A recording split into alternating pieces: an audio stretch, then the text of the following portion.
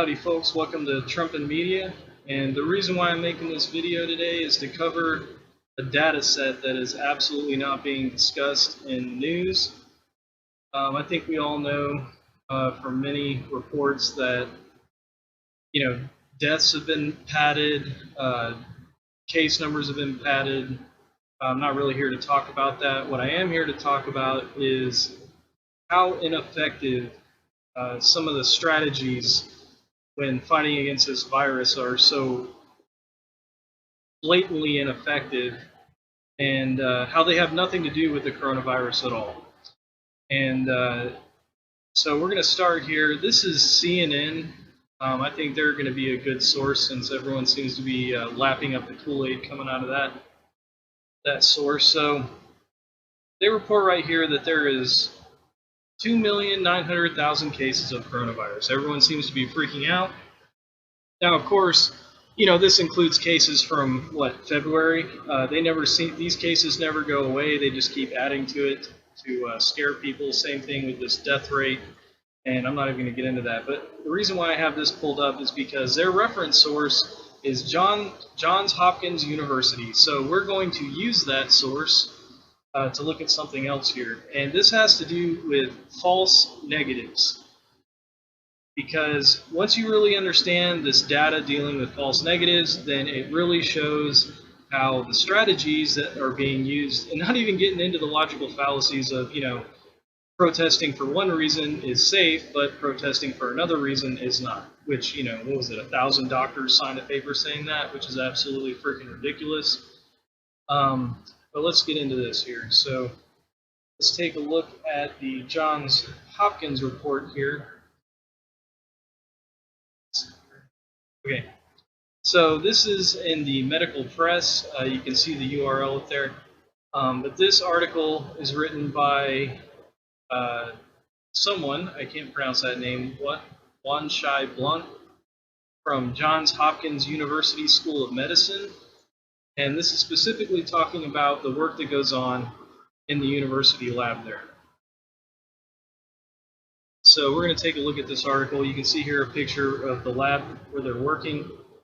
One of the most commonly used diagnostic tools, particularly during this pandemic, is the reverse transcriptase polymerase chain reaction test, or commonly known as RT-PCR, which uses a person's respiratory sample to detect viral particles and determine if the person may have been exposed to a virus. Laboratory professionals across the U.S. and the globe have used the RT-PCR to find out if a person has been infected with the SARS-CoV-2, the virus that causes COVID-19. These tests have played a critical role in our nation's response to the pandemic. But while they are important, researchers at Johns Hopkins have found that the chance of a false negative result when a virus is not detected in a person who actually is or recently has been infected is greater than 1 in 5, and at times far higher. The researchers caution that the predictive value of these tests may not always yield accurate results, and timing of the test seems to matter greatly in the accuracy. And here's the important part. In the report, the findings published May 13th in the journal Annals of Internal Medicine, the researchers found that the probability of a false negative result decreases from 100% on day 1 of being infected to 67% on day 4. The false negative rate decreases to 20% on day 8, which is 3 days after a person begins experiencing symptoms, which through deductive reasoning you can figure out that's day 5. They also found that on the day a person started experiencing actual symptoms of illness, the average false negative rate was 38%. In addition, the false negative rate began to increase again from 21% on day 9 to 66% on day 21. The study, which analyzed 7 previously published studies on RT-PCR performance, adds to evidence that caution should be used in the interpretation of negative test results, particularly for individuals likely to have been exposed or who have symptoms consistent with COVID-19. And we're going to look at a few documents here. Now, I made a chart to represent this. And if you'll remember that the total number of cases that we have is about 2,900,000. So let's see here. Okay, so I made this chart to represent the data that we just went over. So this chart here represents people that have the virus, that have been infected by the virus. Now, right down here are the days running the course of the virus. So you got day 1 here that they were initially infected, all the way up to day 21 here, because that was the last data point that they gave us. So this is basically stating that on the first day that you're infected, there's no way that they're going to test positive. You're going to test negative every time. And then by the 4th day, 2/3 are still going to test negative, and maybe a third are going to test positive. So maybe better explained, all the area in blue here, these are people that are infected but are tested but are coming out negative in the test. Okay, so these are people that are infected that have confirmed proof that they are not infected. So basically, these are all people that are infected and don't even know it after taking a test. This area up here in the white are people that are infected that test positive, that they have confirmed that they are infected. I am of the opinion that this is a pretty large number that is infected and don't even know it after being tested. And I went ahead and drew up a number here. Based on the numbers that we have seen, 2,900,000 cases, you can draw up a hypothesis on these numbers that 725,000 people in the United States are walking around, at least, minimally, at least, very quite possibly up to 2 times or more than this, but minimally 725,000 people are walking around with the virus and have tested negative throughout the entire time that they have had it. The entire time. So the number is very likely to be much, much, much higher than this. Okay? And we're going to take a look at a couple of other bits of information I got here. Just to go into some more information on the testing, here you have from MIT, which I think everyone can agree is a pretty credible source. This was written on May 13th, which was around the same time as the article from Johns Hopkins. So, how accurate is a diagnostic test for COVID-19? The PCR test, which is referenced in the other article, for COVID-19 works by detecting genetic material from SARS-CoV-2, the virus that causes COVID-19. The genetic material from SARS-CoV-2 cannot be confused with the genetic material from other viruses, so the COVID-19 diagnostic test is highly specific. This means it almost never gives a false positive, so we don't really have to worry about false positives so much with this, except for, actually no, never, I'm sorry, false positives. Never have to worry about false positives. If you test positive in one of these tests, you have the virus, pretty much. If you are tested for COVID-19 and the test comes back positive, you can be very sure that you are infected with this virus. The new antigen test for COVID-19 is also very specific and rarely gives a false positive. Unfortunately, neither test is equally sensitive. If the specimen collection is not done perfectly, or if you are in an early stage of infection or already partially recovered, your nasal swab sample might not contain enough viral material to come back positive. There are many stories about patients who tested negative soon after their symptoms began, only to test positive on a test done later. It is clear that the PCR test is more accurate at detecting early stage infections, and there are early indications that the antigen test may be better at identifying patients who are already recovering. However, because false negative results on diagnostic tests happen relatively often, as we just pointed out, a negative result should not give you a sense of false security. But it's going to, let's face it. If you have any symptoms of COVID-19, it is safest to assume you are infected and act accordingly, even if your diagnostic test comes back negative. And again, this is not getting into all of the statistics, which are pretty damn hard to find, actually, of how many people, especially in the not at-risk category, are completely asymptomatic having this virus. So, I mean, there have already been a couple of tests done that point out that upwards of 15% or more of the entire population have already contracted this virus at some point.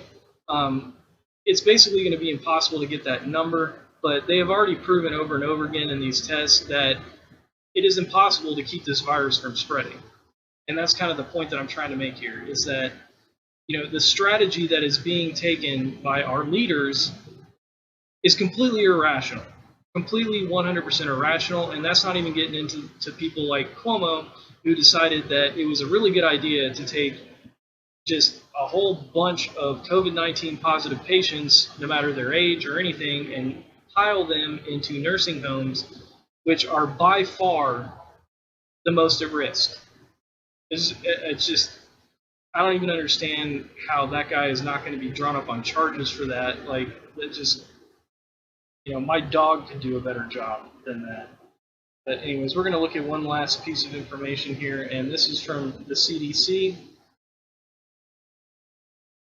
Okay, here we have a fact sheet for patients that is issued by the CDC, and I just wanted to read a few things on here. They give you this if you are tested for COVID, I guess. But really I wanted to go over this part here at the bottom. What does it mean if you have a positive test result? If you have a positive test result, it is very likely you have COVID-19. Therefore, it is also likely that you may be placed in isolation to avoid spreading the virus to others. There is a very small chance that this test can give you a positive result that is wrong, a false positive. According to what we read before, there's almost a 0 chance for that, actually. This doesn't say anything about false negatives in this, which I thought was interesting. Nothing on this page says anything about false negatives. Actually, let me scroll down here. Okay, it does talk about negatives. We'll read that in a second. So your healthcare provider will work with you to determine how to best care for you based on, blah, blah, blah. What does it mean if I have a negative test result? A negative test result means that the virus that causes COVID-19 was not found in your sample. COVID-19, a negative test result for a sample collected while a person has symptoms usually means that COVID-19 did not cause your recent illness. And that's kind of backed by that chart. You'll notice that the more you go down the timeline of symptoms occurring, the greater the chance for a false negative. Actually, so maybe that's opposite, now that I think about it. Possible for this test to give a negative word. Okay, right here. For COVID-19, a negative test result for a sample collected while a person has symptoms usually means that COVID-19 did not cause your recent illness. Recent, maybe. I don't know. Like, they say that symptoms start around day 5. So between day 5 and maybe day 10, that might be true, but that quickly changes as we get down to all the way to day 21. And I'm not sure what the symptoms would be at day 21, but you're back up to a 2/3 chance of getting a false negative there. So I'm not even sure if you can consider that true. They're not really giving a timeline. However, it is possible for this test to give a negative result that is incorrect in some people with COVID-19. This means that you could possibly still have COVID-19 even though the test result is negative. If this is the case, your healthcare provider will consider the test result together with your symptoms, possible exposures, and work with your healthcare provider. Look at this. Is this test FDA approved? No, this test is not yet approved or cleared by the United States FDA. And there are no FDA approved or cleared tests available and other criteria met. FDA can make tests available under an emergency access mechanism called an emergency use authorization. The emergency use authorization for this test is supported by the Secretary of Health and Human Services declaration that circumstances exist to justify the emergency use, blah, blah, blah. This will remain in effect for the duration of the COVID-19 declaration, justifying emergency use of IVDs unless it is terminated or revoked by FDA. So, FDA has given emergency use permission to use this test, but it is still not approved by the FDA. Imagine that. Shock. Now, the point of this video is just to point out that, and again, this isn't even getting into the fact that it says right on the side of the box, if you buy masks, it says right on the side of the box that this does not help against preventing COVID-19. It says right on there. And I'm sure, as you've seen, there's videos everywhere, there's people talking about it, how the COVID-19 or the SARS-CoV-2 virus can pass right through a mask. Doesn't matter. It's too small. So there's no point in putting the entire population on lockdown. This virus is going to spread no matter what we do. So the only strategy to take is to protect those at the highest risk, like we do with any other virus that we don't have a cure for. You know, pneumonia, stuff like that. People in nursing homes, as we all know, are very sensitive to a lot of different things. You know, but shutting down our entire society over this is ludicrous. Our leaders need to be held accountable. And, you know, I am not a medical expert. There are plenty of medical experts that are out there to back this up. And anyone can look at these numbers and make the same conclusion. So I'm just hoping that, you know, people get their head out of their rear ends and take a proper strategy to this virus that we are battling right now. Because there's no reason for our entire society to suffer. There's no reason for our economy and businesses and, you know, employees and everything else to suffer for a pointless strategy. You know, we elect our leaders, you know, to surround themselves even with knowledgeable people to be able to give them good advice. And our leaders are doing a terrible job. Anyways, that's all I got to say on this discussion. Hope you possibly learned something from here. And, you know, if you're interested in this stuff, do your homework. Do your homework, because the media sure as hell ain't going to do it for you. You know, if you want to learn what's going on, you got to get out of the closet and research for yourself, because no one's going to do it for you. So, thank you for watching this video.